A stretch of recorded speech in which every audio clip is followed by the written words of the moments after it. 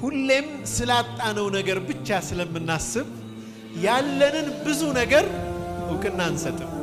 አንድ ሙስሊም ላኢላሃ ኢላላህ ብሎ መሰከረ ማለት ከጌታው ከአላህ ጋር ሁለት ቃል ኪዳን ገባ ማለት ነው።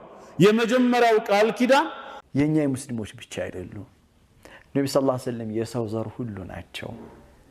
የራስ አርጎ መቀበል የሰው ድርሻው ነው እንጂ ነብዩ ሰለላሁ ዐለይሂ ወሰለም የሁሉም ፋንታ ናቸው። የሰው ድህነቱ እሳቸውን ማጣቱ፣ የሰው በጨለማ መኖሩ ከሳቸው አለመተዋወቁ ነው። ዩሱፍ ቱብ ምናልባትም የሰጠህ ካደጋ ሊከለክልህ ይሆናል። ባይሰጥህ ኖሮ አደጋ ውስጥ ልትወድቅ ትችል ነበር። ምናልባትም የከለከለህ ሊሰጥህ ይሆናል። በመከልከሉ ውስጥ ላንተ ጸጋ ነው።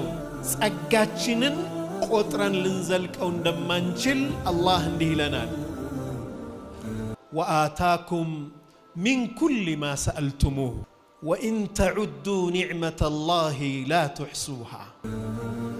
የጠየቃችሁትን ሁሉ ሰጣችሁ፣ ብትቆጥሩት የኔን ጸጋ አትደርሱበትም። የጠየቃችሁን ሁሉ ሰጣችሁ። እኛ አይን ስጠን ብለን ጠይቀን ይሆን? መተንፈስ እንድችል የመተንፈሻ አካሌን ጤነኛ አድርግልን ብለን ጠይቀነዋል? አይ ወአታኩም ሚን ኩሊ ማ ሰአልቱሙሁ ማለት የሚያስፈልጋችሁን ነገር በሙሉ ለናንተ አደረገላችሁ ማለት ነው። እንዲህ ስጠን ብለን ሳንጠይቀው ግን የመጠየቅም በላይ አስፈላጊ የሆኑ ነገሮችን አላህ ለኛ አድርጎልናል። አለም ተረው አትመለከቱም እንዴ أن الله سخر لكم ما في السماوات وما في الأرض بسماياتنا بمدر ያለን ሁሉ ለናንተ የገራላችሁ መሆኑን አትመለከቱም እንዴ? وأسبغ عليكم نعمه ظاهرة وباطنة በግልጽም በውስጥም ያሉ ጸጋዎቹን ለናንተ አዳረሰላችሁ፣ አንበሸበሻችሁ። አንድ ወንድም ሁሌ ጁምዓ ቴክስት ያደርግልኛል። ከዛ እደውልለታለሁ። እንዴት ነህ እለዋለሁ። አልሐምዱሊላህ አላህ እንደኔ አቀማጥሎ የያዘው የለም ይላል። ይህ ስሜቱ በጣም ይገርመኛል። ሁሌም ስላጣነው ነገር ብቻ ስለምናስብ ያለንን ብዙ ነገር እውቅና አንሰጥም። ያለን ነገር በሙሉ ግን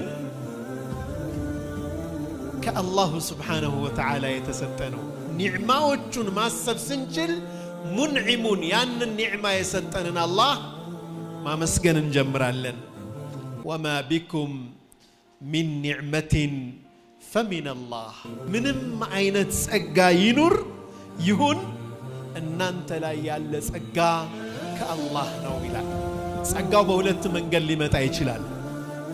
አንደኛው የፈለግነውን ነገር በመስጠት የሆነ ነገር እንፈልጋለን፣ አላህ ይከፍትልናል።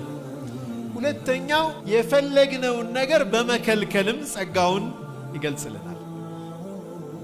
فعسى أن تحبوا شيئا فهو شر لكم وعسى أن تكرهوا شيئا وهو خير لكم والله يعلم وأنتم لا تعلمون. إن أنت يمتودت كل أن أنت مدفوع هنا لأن أنت ترو إن أنت يمتقلت لأن أنت جنت ترو هنا نجران الله يقال إن أنت جنات تقوم بمكل كلمست سأجاسل على مالته لا إله إلا الله مالت من دنو معناه وندموش تكرتاتشو كان يقاريون لا إله إلا الله يميلون تككلن يفتشون معناون ما وقعتشن كبزو ستاتوش يطبقنال ሳናውቅ ሽርክ ላይ ከመውደቅ ይታደገናል።